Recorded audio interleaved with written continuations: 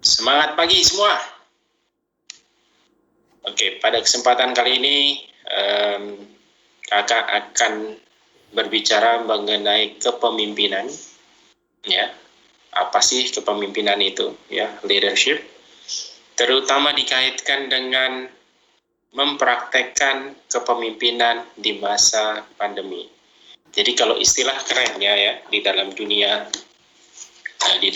kepemimpinan itu kita sebut namanya virtual leadership. Ya, virtual leadership itu artinya kita mimpin tapi orangnya nggak ada deket kita, gitu loh. Orangnya jauh entah di mana, di seberang lautan, di seberang samudra, di seberang benua, ya. Nah, semua hal itu dimungkinkan. Nah, hanya kita nanti akan perlu memiliki beberapa hal, ya. Jadi agenda kakak hari ini adalah pertama tentunya sedikit membahas masalah kepemimpinan itu sendiri secara dasar, sikap, apa yang harus dimiliki. Lalu nanti sedikit bumbu mengenai bagaimana sih menerapkan atau bagaimana sih caranya kita untuk bisa mengoptimalkan kepemimpinan ya secara virtual atau secara jarak jauh. Ya, baik, kita mulai sekarang dengan presentasi, ya. Saya akan share screen saya. Baik, yang pertama seperti saya sampaikan,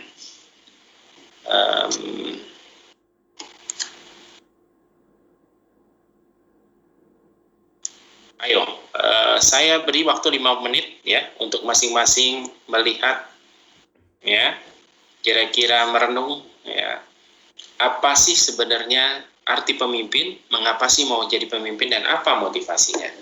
Oke, saya tunggu, silahkan masing-masing untuk coba membuat catatan ya mengenai 3 pertanyaan ini.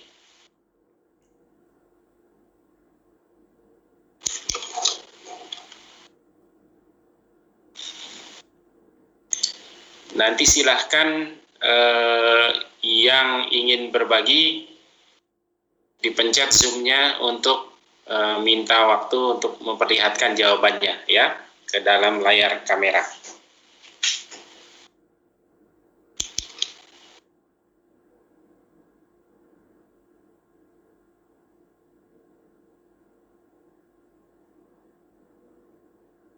Oke, saya rasa cukup ya.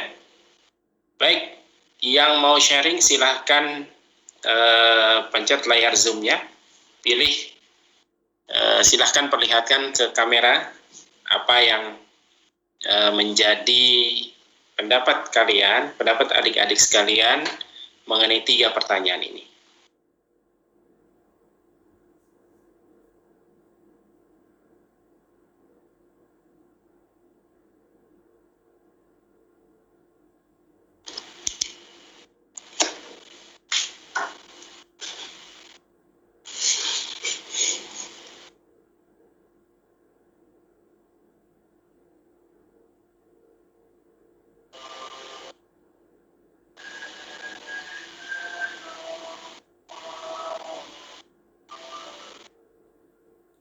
Oke, kalau begitu kita lanjut ke materi ya.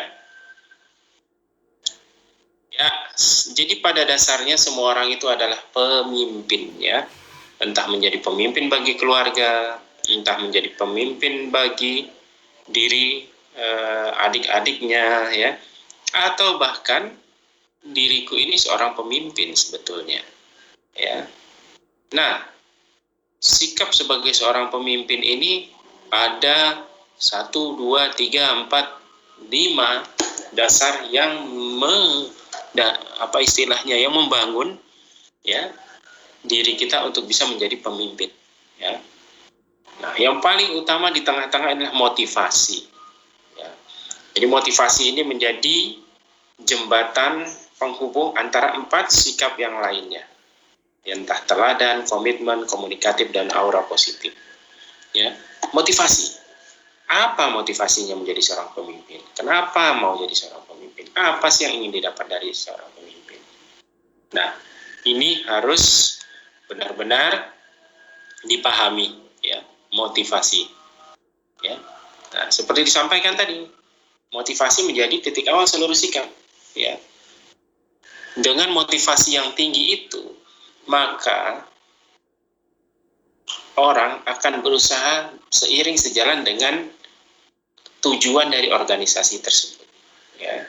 Sehingga karena motivasi, semua orang akan berjalan beriringan dengan sang pemimpin. Semuanya akan bersinergi untuk mencapai suatu tujuan yang sama dari organisasi. Ya. Nah, pastikan masing-masing tim, masing-masing orang yang terlibat di dalam organisasi, ya, motivasi mereka itu mempunyai titik kesamaan dengan motivasi organisasi, tentunya yang paling utama, dan titik kesamaan dengan orang-orang yang ada di sekelilingnya atau orang-orang yang ada di dalam tim yang sama. Sehingga langkah tadi akan berjalan beriringan untuk menuju tercapainya tujuan organisasi. Terbayang kan kalau motivasi satu ke sana, satu ke sini, tentunya tidak akan ada sinergi nantinya, ya. Boleh motivasinya berbeda, tetapi dipastikan perbedaan motivasi ini tetap dalam koridor tujuan organisasi tersebut. Ingat ya, tetap dalam koridor tujuan organisasi tersebut. Ya, misalnya, contoh, ya, motivasinya biar bisa pintar ngomong, bagus. Seiring sejalan nggak dengan tujuan organisasi? Pasti. Karena kalau orang itu pintar ngomong, tentunya pada saat yang sama juga memberikan keuntungan pada organisasi untuk bisa mengutarakan pikiran, mengutarakan usulan secara terstruktur dan juga mudah dipahami. Kebayang kalau dia sebenarnya punya ide, sesuatu yang bagus, tapi dia tidak bisa menyampaikannya. Ide itu tidak akan jadi apa-apa, karena ide yang ada di kepala tidak disampaikan, tentunya tidak akan bisa direalisasikan. Nah, itu salah satu contoh motivasi dari masing-masing individu yang terlibat di dalam organisasi. Nah, sikap berikutnya adalah mengenai teladan, ya. Walk the talk, ya, pasti udah sering dengar ya, walk the talk ya. Contohin dong. Ya, jadi pemimpin itu harus jadi contoh ya. Atas sesuatu aturan, atas sesuatu nilai, atas sesuatu hal yang memang sudah disepakati.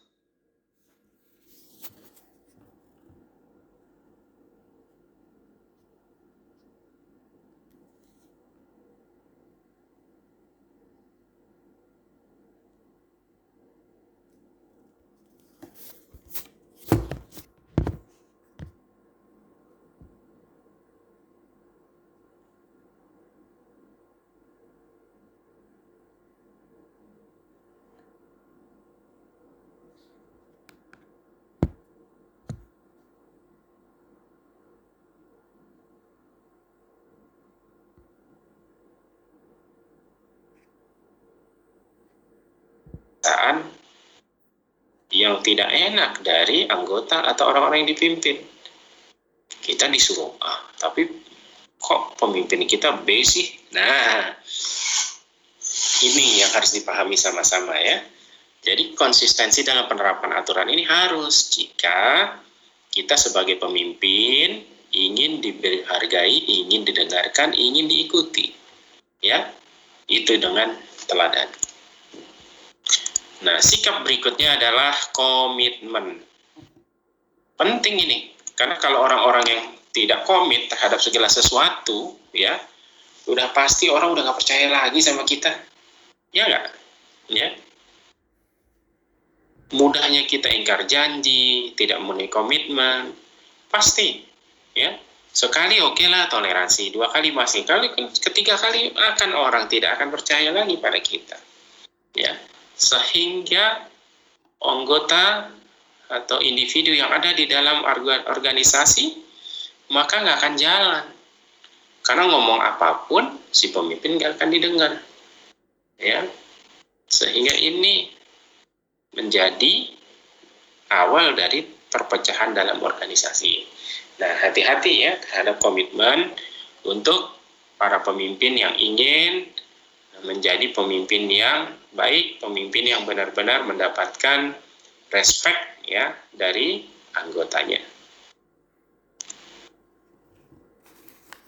Sikap teladan yang berikut, nah, aura positif ya. Jadi memang kadang-kadang menjadi pemimpin ini harus pinter-pinter ya kalau ngomong ya. Ya, memang sesuatu yang disampaikan tuh nilai apa? Maksudnya sama, tapi cara menyampaikan ini berpengaruh terhadap mental yang akan terbangun untuk anggota timnya. Ya, contoh paling gampang. Kalau kita lihat misalnya ada gelas, isinya setengah nih. Orang yang berpikir negatif akan bilang, setengah kosong. Tapi orang yang berpikir positif adalah ini setengah isi. Nah, dari cara menyampaikan ini, ya, untuk hal yang sama, ya, sesuatu yang sama, tapi disampaikan dengan cara yang berbeda tentu akan memberikan aura positif, ya, aura positif yang beda, yang akhirnya menimbulkan optimisme, menimbulkan percaya diri, menimbulkan trust dari tim member, ya. Karena kata orang, berpikir positif, ya, itu setengah jalan untuk mencapai keberhasilan. Ya, jadi orang kalau udah negatif terus, itu secara alam bawah sadar tuh akan terpikir bahwa gagal. Tapi kalau orang positif itu dibangun berpikir positif, berpikir optimis, insya Allah setengah keberhasilan itu sudah kita pegang. Tinggal bagaimana nanti akhirnya kita benar mengeksekusi kegiatan tersebut secara baik dan benar. Ya, jadi diingat ya, aura positif, ya, aura positif. Ya. Nah, itu tadi 5 sikap yang saya sampaikan, ya, terkait dengan kepemimpinan. Ya, yang pertama apa tadi? Adalah motivasi. Yang kedua adalah teladan. Ya, yang ketiga adalah komitmen. Yang keempat adalah aura positif. Nah, ini kebetulan yang lagi ngetren ya, karena semua pandemik ini apa-apa dari rumah, jarak jauh, virtual ya. Nah, sebenarnya kepemimpinan virtual ini pun bukan sesuatu yang baru ya. Kebetulan kakak ini dulu pernah ya mempunyai tim member ya.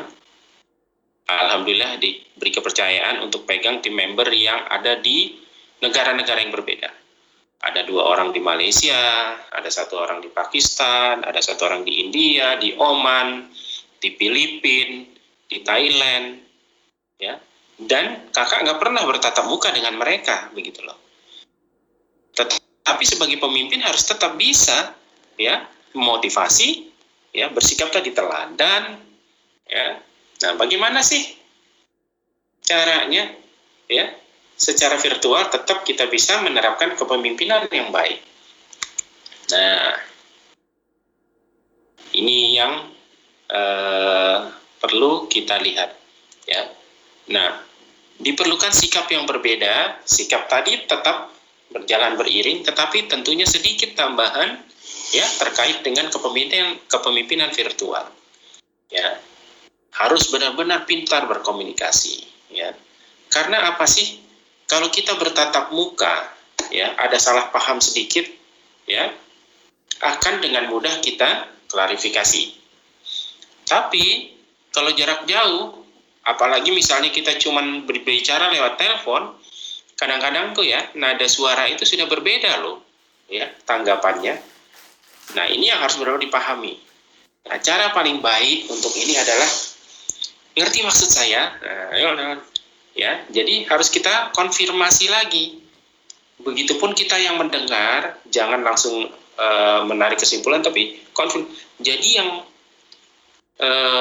misalnya temannya si A nih, jadi yang kamu sampaikan adalah A, B, C, D, E, benar nggak? Benar. Nah, harus dikonfirmasi seperti itu, ya, sehingga terjalin pengertian yang sama terhadap hal yang didiskusikan, hal yang disampaikan. Jangan berasumsi, ya. Coba jangan berasumsi, ya. Sudah tatap muka aja masih sering salah, apalagi ini cuman secara virtual. Ya, penting untuk mengkonfirmasi, penting untuk bagaimana kita menerapkan teknik-teknik berkomunikasi. Ya. Nah, yang berikutnya, sifat-sifat personal yang mendukung. Itu orang hanya harus terbuka, open mind. Kenapa sih harus open mind? Tadi kakak contohkan, misalnya kakak mimpin orang-orang dari negara-negara yang berbeda secara virtual. Ya, jangankan negara yang berbeda ya, di Indonesia dengan di daerah yang berbeda saja dengan budaya yang berbeda, pendekatannya juga berbeda, betul? Nah, itulah diperlukannya pikiran yang terbuka. Oh, si A budayanya begini, si B budayanya begini, si C sifatnya ini. Harus bisa ya menangkap hal-hal khusus dari masing-masing tim member tadi. Tidak bisa semua orang diperlakukan sama. Ya. Karena budayanya beda tadi. Kalau saya ngomong A sama ini, akan beda saya ngomong B. Tidak bermaksud untuk tidak konsisten, tetapi pendekatannya yang berbeda. Hal yang disampaikan sama sebetulnya, tapi pendekatannya berbeda. Ya, makanya kita diperlukan pikiran yang terbuka, open mind terhadap hal tersebut. Fleksibel. Ya, fleksibel itu misalnya kadang-kadang tugasnya A, caranya ya kita serahkan misalnya kepada tim selama masih berada dalam koridor yang diizinkan dan dalam tenggat waktu yang sudah ditetapkan. Ya. Oke, jadi dia lagi ada masalah apa atau dari nada suaranya apa ya? Kita coba konfirmasi apakah ada masalah, ya? Apakah ada hal yang bisa kita bantu sebagai leader? Harus, ya, kita harus peka terhadap tim kita. Dan yang paling penting jujur, ya, jangan berbohong. Ya, kalau A katakan A, kalau B katakan B. Ya, tapi tetap ya, jika menegur pengen jujur menegurnya menegur tim member kita yang memang kurang ini. Nah, tapi penyampaian ingat dari yang pertama kemampuan berkomunikasinya juga harus pas, ya. Menyampaikan sesuatu yang benar dengan cara yang tidak benar, ujung-ujung hasilnya bisa jadi tidak tepat, ya. Gitu. Nah, dari hal-hal yang kita lakukan di elemen atau di sifat yang paling akhir adalah terbangun kepercayaan. Orang kalau udah percaya enak kan, oh si A yang ngomong ya udah deh, pokoknya kalau si A yang ngomong saya oke aja deh, saya udah percaya banget sama dia. Tuh, ya. Terbangun kepercayaan tidak dalam satu malam tentunya, ya. Terbangunnya kepercayaan seiring sejalan dengan interaksi sehari-hari, berkomunikasi, teladan yang ditunjukkan jelas, motivasi jelas, ya kan? Ya, komunikasinya juga baik, ya, sehingga terbangun kepercayaan terhadap pemimpin.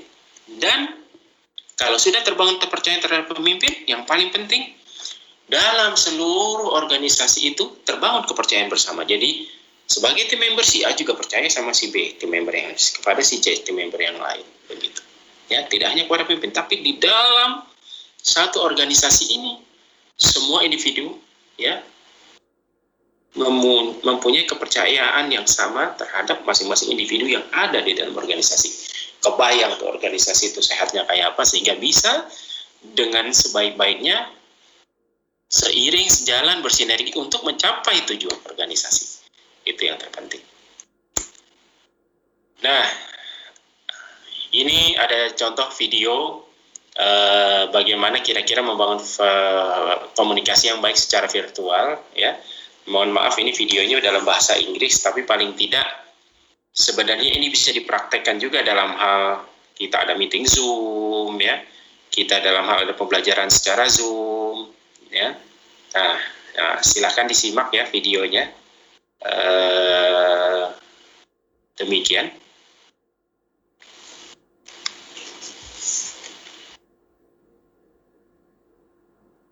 Oke, kalau sudah disimak, mudah-mudahan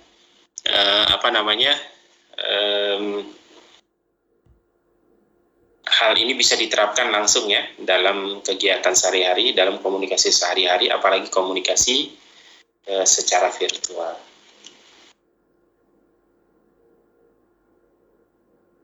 Nah, sebagai penutup, ya, kakak akan minta adik-adik semua untuk setel YouTube ini. Ya, ini dicuplik dari film Braveheart. Mungkin kalau yang tahun lalu ikut dan tahun ini ikut lagi sudah pernah ya lihat ini sebenarnya ya.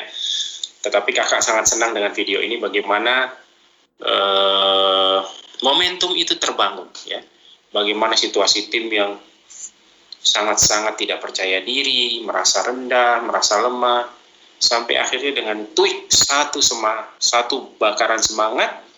Ingat di situ teknik komunikasi ya, di mana dia juga memberikan motivasi, dia juga pada saat yang sama memberikan teladan ya, sehingga akhirnya tim mau berjalan seiring sejalan untuk mencapai tujuan dalam hari perang ya dengan Inggris. Nah, silahkan dinikmati videonya, dan sebagai tugas terakhir masing-masing tolong diambil message-nya dari video tersebut. Apa sih ya contoh-contoh sikap apa yang muncul di dalam video tadi dalam kaitannya sikap dalam kepemimpinan.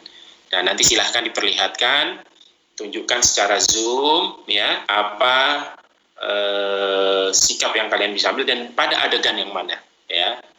Mohon maaf, demikian mungkin dari kakak ya, lebih kurangnya mohon maaf. Nanti akan tentunya dilanjutkan oleh para kakak-kakak pembinanya ya, kakak-kakak pembina yang menjalankan LDKS ini. Sekian dari kakak, terima kasih, mohon maaf kalau ada kekurangan. Assalamualaikum warahmatullahi wabarakatuh.